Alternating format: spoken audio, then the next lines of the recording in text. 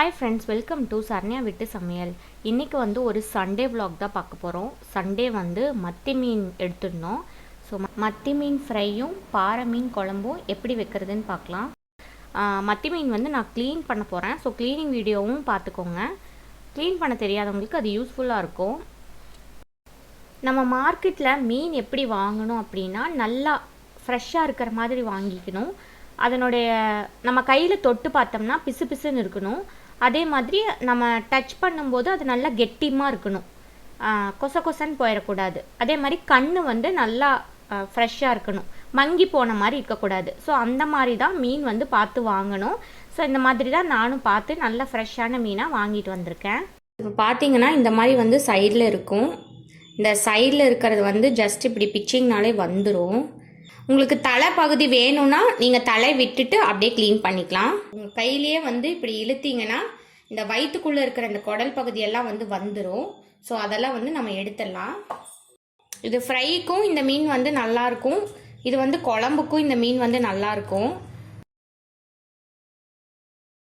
மத்தி மீன் வந்து க்ளீன் பண்ணுறது வந்து ரொம்பவே ஈஸி தான். உங்களுக்கு நான் வந்து இன்றைக்கி தலைப்பகுதியோடு தான் நான் இன்றைக்கி வந்து வறுக்க போகிறேன். ஸோ அதனால் தலைப்பகுதியோடு தான் நான் இன்றைக்கி க்ளீன் பண்ணிக்க போகிறேன். இப்படி தலையோடு வந்து க்ளீன் பண்ணி வச்சுக்கோங்க. இதுலேயும் வந்து நம்ம செதில் எடுத்துடலாம். இதில் செதில் வந்து நிறையா இருக்காது, சும்மா கொஞ்சம் தான் இருக்கும். இப்போ இந்த மீனோட செதிலை வந்து ஆப்போசிட் டைரெக்ஷனில் வந்து நம்ம இந்த மாதிரி வந்து க்ளீன் பண்ணிக்கலாம்.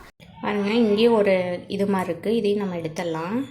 நல்லா அந்த மேலே இருக்கிற அந்த செதிலெல்லாம் எடுத்துட்டிங்கன்னா மீன் வந்து நல்லா தொட்டு பார்க்குறக்கு மொழு மொழுன்னு இருக்கும். ஸோ அது வரைக்கும் அந்த செதில் எடுத்துருங்க. அவ்வளோதாங்க, நமக்கு மீன் க்ளீன் பண்ணியாச்சு.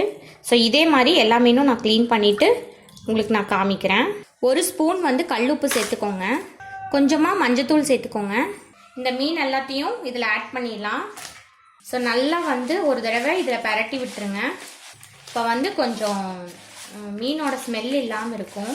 இதை வந்து எடுத்துடலாம். திரும்பவும் நல்ல தண்ணியில் ஒரு முறை வாஷ் பண்ணி எடுத்து வச்சுக்கோங்க. இப்போ நம்ம வந்து மத்தி மீன் வந்து முழு மத்தி மீனாகவே வந்து நம்ம வந்து க்ளீன் பண்ணி வச்சாச்சு. இந்த மாதிரி மெத்தடில் வந்து நீங்கள் கழுவுங்க, உங்களுக்கு கரெக்டாக வரும். இப்போது நம்ம வந்து மத்தி மீன் ஃப்ரை பண்ண போகிறோம். அதுக்கு வந்து ஒரு ஸ்பெஷல் மசாலா வந்து நம்ம அரைக்க போகிறோம். இப்போது ஒரு மிக்ஸி ஜார் எடுத்துக்கோங்க. ஏன்னா ஒரு 5 சின்ன வெங்காயம் சேர்த்துக்கோங்க. வந்து ஒரு ஸ்பூன், சின்ன ஸ்பூனில் ஒரு ஸ்பூன் சோம்பு சேர்த்துக்கோங்க. கூடவே கொஞ்சம் ஃப்ரெஷ்ஷாக கருவேப்பிலை. இது கூடவே ஒரு ஸ்பூன் குருமிளகு சேர்த்துக்கோங்க. காரத்துக்கு தகுந்த மாதிரி சேர்த்துக்கோங்க. ஏன்னா நம்ம மிளகாத்தூளும் சேர்க்க போகிறோம், அதனால அதுக்கு தகுந்த மாதிரி சேர்த்துக்கோங்க. புளி வந்து கொஞ்சம் தண்ணியில் கரைச்சி வச்சுருக்கேன். ஸோ புளி தண்ணி வந்து கொஞ்சம் ஆட் பண்ணிக்கோங்க. இது கூட பார்த்தீங்கன்னா ஒரு 2 வெள்ளைப்பூண்டு, ஒரு 1/4 இன்ச்சுக்கு இஞ்சி வந்து கட் பண்ணியிருக்கேன். ஸோ இதையும் சேர்த்துக்கலாம். ஸோ இதையும் சேர்த்துட்டு இதை நல்ல நைஸ் பேஸ்ட்டாக வந்து அரைச்சிக்கோங்க. அரைச்சிட்டு நான் உங்களுக்கு காமிக்கிறேன். பாருங்க, நல்லா வந்து நைஸாக அரைச்சாச்சு. இப்போ ஒரு பவுலில் வந்து தேவையான மசாலா பவுடர் ஆட் பண்ணிக்கலாம். ஒரு 1/4 ஸ்பூன் மஞ்சத்தூள் ஆட் பண்ணிக்கிறேன். இது கூடவே பார்த்திங்கன்னா மிளகாத்தூள் வந்து நான் ஒரு 1/2 ஸ்பூன் சேர்த்துக்கிறேன். ஏன்னா நம்ம ஆல்ரெடி வந்து குருமிளகு வந்து அரைச்சிருக்கோம், அதனால் காரத்தை அட்ஜஸ்ட் பண்ணி நம்ம வந்து வரமிளகாத்தூள் வந்து சேர்த்துக்கலாம். கொஞ்சம் கலருக்காக ஒரு ஸ்பூன் வந்து காஷ்மீரி மிளகாய் தூள் சேர்க்குறேன். அரிசி மாவு ஒரு 2 ஸ்பூன் சேர்த்துக்கோங்க. இது கூட தேவைக்கு தகுந்த மாதிரி உப்பு சேர்த்துக்கோங்க. அரைச்ச பேஸ்ட்டை வந்து நம்ம இதில் சேர்த்துக்கலாம். நல்லா கலந்துக்கோங்க.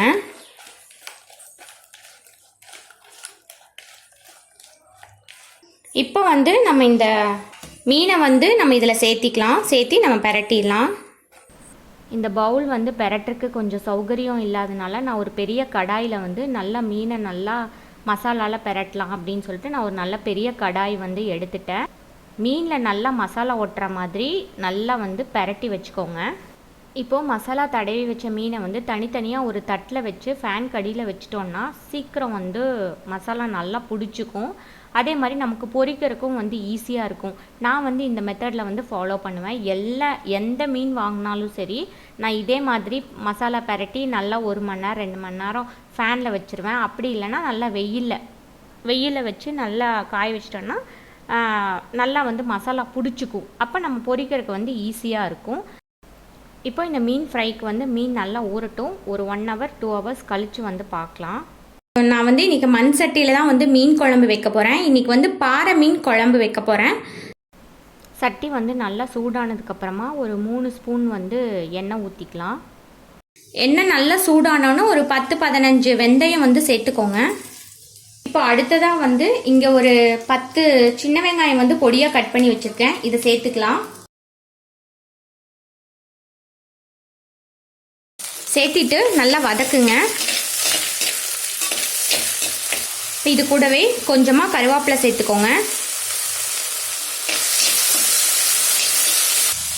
இப்போ இது கூடவே 2 பச்சை மிளகா கீரி வச்சுருக்கேன். இந்த மாதிரி ஸ்லிட் போட்டுக்கோங்க. இதை சேர்த்துக்கலாம். இதை சேர்த்து வதக்கிக்கோங்க. இங்கே வந்து பார்த்தீங்கன்னா ஒரே ஒரு நாட்டு தக்காளி வந்து கட் பண்ணி வச்சுருக்கேன். இதை சேர்த்துக்கலாம். தக்காளி சேர்த்துட்டு நல்லா கலக்கி விடுங்க. இதில் வந்து ஒரு 1/4 ஸ்பூன் மஞ்சள்தூள், நல்லா குவிச்ச மாதிரி ஃபுல் ஸ்பூனில் 3 ஸ்பூன் மல்லித்தூள், ஒரு 1.5 ஸ்பூன் மிளகாய்த்தூள் சேர்த்துக்கோங்க. இது வந்து உங்கள் காரத்துக்கு தகுந்த மாதிரி நீங்கள் சேர்த்துக்கலாம். இப்போது இதை நல்லா வணக்கிக்கோங்க. மசாலாவோட பச்சை வாசம்லாம் போகிற மாதிரி நல்லா இது ஒரு 2 நிமிஷம் நல்லா வந்து வதக்கிக்கலாம். இப்போ பார்த்தீங்கன்னா இங்கே ஒரு எலுமிச்சை சைஸ் புளி வந்து ஊற வச்சுருக்கேன். இப்போ இதை கரைச்சிக்கலாம். வந்து புளி கரைசல் கரைச்சி வச்சாச்சு. நல்லா ஒரு 2 தடவை தண்ணி, ஒரு டம்ளர் தண்ணி ஊற்றி நல்லா கரைச்சி வச்சுருக்கேன். சரி, இப்போ இதை சேர்த்துக்கலாம். இப்போ இதை நல்லா வந்து கலந்து விடுங்க. இப்போது உங்களுக்கு குழம்பு வந்து எவ்வளோ வேணுமோ அந்தளவுக்கு வந்து நீங்கள் தண்ணி சேர்த்துக்கலாம். இப்போது ஒரு லிட் போட்டு மூடி வச்சிடலாம். குழம்பு நல்லா கொதிச்சு வரட்டும், அதுக்கப்புறம் பார்க்கலாம். குழம்பு நல்லா நுரக்கட்டி வந்துருச்சு. குழம்புக்கு தேவையான உப்பு சேர்த்துக்கலாம். உப்பு சேர்த்துட்டு நல்லா கலந்து விடுங்க. உப்பு காரம் வந்து நீங்கள் இந்த சமயம் செக் பண்ணிக்கலாம். நல்லா வந்து ஒரு 10 நிமிஷம் 15 நிமிஷம் நல்லா மூடி வச்சு நல்லா கொதிக்க விட்டிங்கன்னா அந்த பச்சை வாசனை வந்து போயிடும். ஸோ இப்போ பார்த்தீங்கன்னா குழம்பு நல்லா கொதிச்சிட்ருக்கு. இப்போ மீன் துண்டுகளை வந்து சேர்த்துக்கலாம். மீன் துண்டுகளை சேர்த்திட்டு நம்ம வந்து கரண்டி போடக்கூடாது. ஸோ நல்லா இந்த மாதிரி பிடிச்சிட்டு கலக்கி விட்டுருங்க இந்த மாதிரி. ஸோ அப்போ வந்து மீன் வந்து உடையாமல் வேகும். ஸோ ஒரு கலக்கிட்டு அப்படியே வச்சுருங்க. ஒரு கொதி வந்தோன்னா ஆஃப் பண்ணிக்கலாம். மீன் வெந்துடும். கொஞ்சமாக கருவேப்பிலையை வந்து நம்ம சேர்த்துக்கலாம், ஃப்ரெஷ்ஷான கருவேப்பிலையை. இப்போ ஃப்ளேவர் இன்னும் நல்லா டேஸ்ட்டாக இருக்கும். இது வந்து மண் சட்டியில் செஞ்சனால ஸ்டவ் ஆஃப் பண்ணதுக்கு அப்புறமும் வந்து கொதிக்கும் மீன் குழம்பு. அவ்வளோதாங்க, நம்மளோட பாறை மீன் குழம்பு வந்து தயாராகிடுச்சு.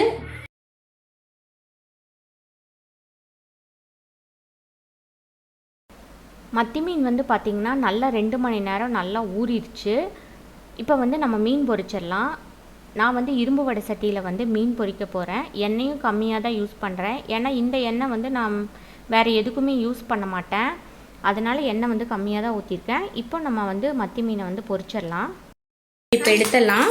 பார்த்தீங்கன்னா நல்லா கடை ஸ்டைல், நல்லா இந்த ஸ்ட்ரீட் சைடில் வந்து கிடைக்கும் பார்த்தீங்களா மத்தி மீன். ஸோ அந்த மாதிரி வந்து ஃப்ரை ரெடி ஆயிருச்சு. ஸோ இப்போ இதை மாற்றிக்கலாம்.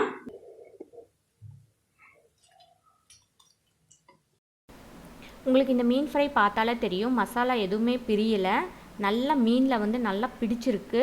மசாலா எதுவும் உதிர்ந்தே போகலை எண்ணெயில். ஸோ இந்த மாதிரி கண்டிப்பாக ட்ரை பண்ணி பாருங்கள், ரொம்ப சூப்பராக இருக்கும். மத்தி மீன் ஃப்ரையும் வந்து ரெடி ஆயிடுச்சு. இந்த மாதிரி வந்து ஒரு முறை கண்டிப்பாக ட்ரை பண்ணி பாருங்கள், கண்டிப்பாக உங்களுக்கு பிடிக்கும்.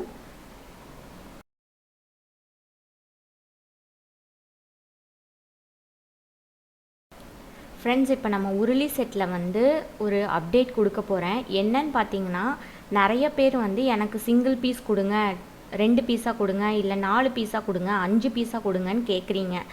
நிறைய பேர் வந்து ஃபுல் பீஸும் செட்டாகவும் வந்து வாங்கியிருக்கீங்க.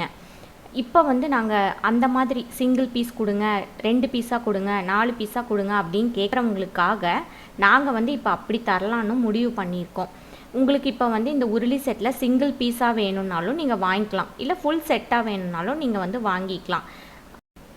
நிறைய பேர் வந்து அதே மாதிரி என்ன கேட்குறீங்கன்னா, இந்த உருளி செட்டோட சைஸ் டீட்டெயில்ஸ் சொல்லுங்கள் அப்படின்னு சொல்லி கேட்குறீங்க.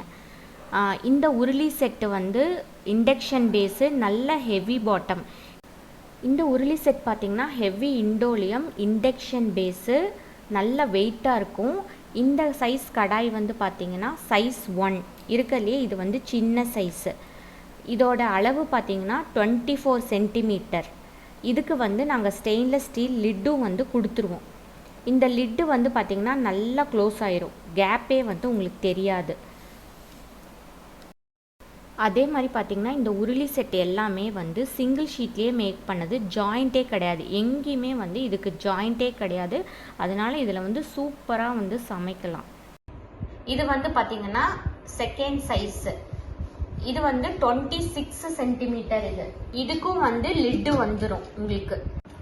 இது வந்து பார்த்தீங்கன்னா சைஸ் 3. இதோட சென்டிமீட்டர் வந்து 28 சென்டிமீட்டர். இதுக்கும் வந்து உங்களுக்கு தனித்தனியா லிட்டு வந்துடும். இது வந்து பார்த்தீங்கன்னா சைஸ் 4 அடுத்த சைஸு. இது வந்து 30 சென்டிமீட்டர். இதுக்கும் வந்து உங்களுக்கு லிட்டு வந்து வந்துடும். இது வந்து அடுத்த சைஸு, சைஸ் 5. இதோட சென்டிமீட்டர் வந்து 32 சென்டிமீட்டர் உங்களுக்கு. அதாவது பிரியாணி எல்லாம் நல்லா கிளறக்க வந்து இது சூப்பராக இருக்கும். இதில் வந்து 1/2 கிலோ அரிசி, 1/2 கிலோ பிரியாணி, மட்டனோ சிக்கனோ எதனாலும் போட்டு இதில் பிரியாணி செய்யலாம். சூப்பராக இருக்கும். அடி பிடிக்கவே பிடிக்காது. நல்ல இண்டக்ஷனு, ஹெவி வெயிட், நல்ல வெயிட்டாக இருக்கு உங்களுக்கு. இதுக்கும் வந்து உங்களுக்கு லிட்டு வந்துடும். இதுக்கும் வந்து உங்களுக்கு லிட்டு வந்துடும். இதுதான் வந்து இருக்கிறதுலே பெரிய சைஸ் உருளி. இதில் நீங்கள் தாராளமாக 2 கிலோ 2.5 கிலோ பிரியாணி பக்கம் இதில் செய்யலாம். சூப்பராக இருக்கும். நல்லா இருக்கிறதுலே ஹெவி வெயிட்டு. இது வந்து சைஸ் 6 கடைசி சைஸ். இது வந்து இதனோட சென்டிமீட்டர் வந்து பார்த்தீங்கன்னா 34 சென்டிமீட்டர். இதுவும் வந்து நல்லா ஹெவி வெயிட்டு. இதுக்கும் வந்து உங்களுக்கு லிட்டு வந்துடும். நம்மக்கிட்ட வந்து இந்த ஸ்பூன் கரண்டி இருக்கு, இந்த குழி கரண்டி இருக்கு, இந்த லாங் ஹேண்டில் கரண்டி இருக்கு, இந்த பணியார கரண்டி இருக்கு. இந்த கரண்டியோட ஹேண்டில் எல்லாமே வந்து லாங்காக இருக்கிறனால கைக்கு வந்து நமக்கு சூடு பிடிக்காது. அதுதான் வந்து இதனுடைய பெரிய அட்வான்டேஜே. கூட வந்து பெப்பர் வந்து ஷேக் பண்ணிக்கலாம். இது வந்து பார்த்தீங்கன்னா நல்ல ஹோல்ஸ் இருக்கிறது. இது வந்து நல்ல கைப்பிடி ஹேண்டிலோட வந்து வரும் உங்களுக்கு. மஞ்சத்தூள், மிளகாத்தூள், மல்லித்தூள்லாம் போட்டுக்கலாம், நல்லா இருக்கும். இதுவும் வந்து நம்மக்கிட்ட அவைலபிள் இருக்குது. உங்களுக்கு இதில் ஏதாவது ப்ராடக்ட் வேணும்னா வாட்ஸ்அப் நம்பர் தந்திருக்கேன். வாட்ஸ்அப்பில் எனக்கு மெசேஜ் பண்ணுங்கள், உங்களுக்கு நான் டீட்டெயில் ஷேர் பண்ணுறேன். ஸோ இந்த வீடியோ உங்களுக்கு பிடிச்சிருக்கும் நான் நம்புகிறேன். உங்களுக்கு பிடிச்சிருந்தா சேனல் லைக் பண்ணி, ஷேர் பண்ணி, சப்ஸ்கிரைப் பண்ண மறக்காதீங்க. உங்களை அடுத்த வீடியோவில் சந்திக்கிறேன். அது வரைக்கும் பாய்.